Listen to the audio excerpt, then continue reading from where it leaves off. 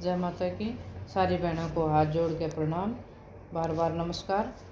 मैं आज आपको जो कार्तिक मास में कही जाने वाली तारा भोजन की कथा सुनाऊंगी। जो बहनें एक टाइम तारा देखकर भोजन खाती हैं उनके लिए ये कहानी है, ध्यान से सुनना। एक राजा के एक लड़की थी, वो तारा भोजन करती थी। उसने अपने पिताजी से कहा कि पिताजी मुझे 9 लाख तारे बनवा दो, मैं दान करूंगी। राजा ने सुनार को बुलाया और कहा कि मेरी बेटी तारा भोजन करती है, तुम 9 लाख तारे बना दो।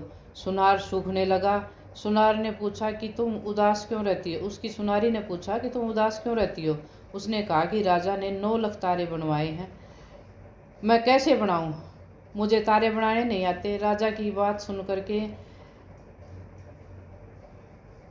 बच्चा कोल्हू में पिलवा देगा नहीं तो। सुनारी ने कहा कि इसमें परेशान होने की क्या बात है, गोल सा पतरा ले लो और काट के कलियां काट दो, राजा ले जाएगा। सुनार ने ऐसा ही किया, राजा ले गया। राजा की लड़की ने 9 लाख तारे और बहुत सा दान दिया। भगवान का सिंहासन डोलने लगा। भगवान ने कहा, देखो मेरे नेम वर्त पर कौन है। 3 कूट में देखा तो कोई नहीं दिखाई दिया। चौथे कूट में देखा तो राजा की लड़की तारा भोजन कर रही है। भगवान ने कहा, उसे ले आओ।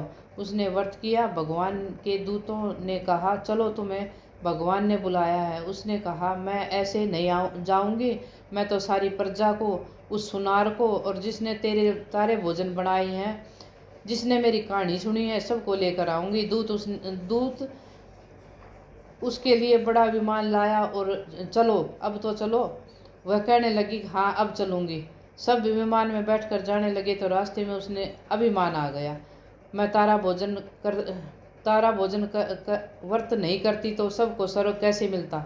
दूत ने उसे वहीं से नीचे उतार दिया कि तुम्हें अभिमान हो गया है। दूत भगवान के पास पहुँचे तो भगवान ने कहा कि इन सब ने तारा भोजन व्रत करने वाली कौन सी है। वे बोले, इसमें उसने तो अभिमान किया था, इसलिए मैंने उसको रास्ते में ही छोड़ दिया। भगवान बोले, नहीं नहीं, उसे लेकर आओ। लड़की ने 7 बार क्षमा मांगी और कहा, क्षमा करो क्षमा करो क्षमा करो क्षमा करो क्षमा करो क्षमा करो। भगवान ने उसको क्षमा कर दिया। राजा की लड़की को स्वर्ग मिल गया। वैसे ही भगवान उस लड़की को दिया। ऐसा कहते सुनते सबको देना। भगवान जय हो तारा।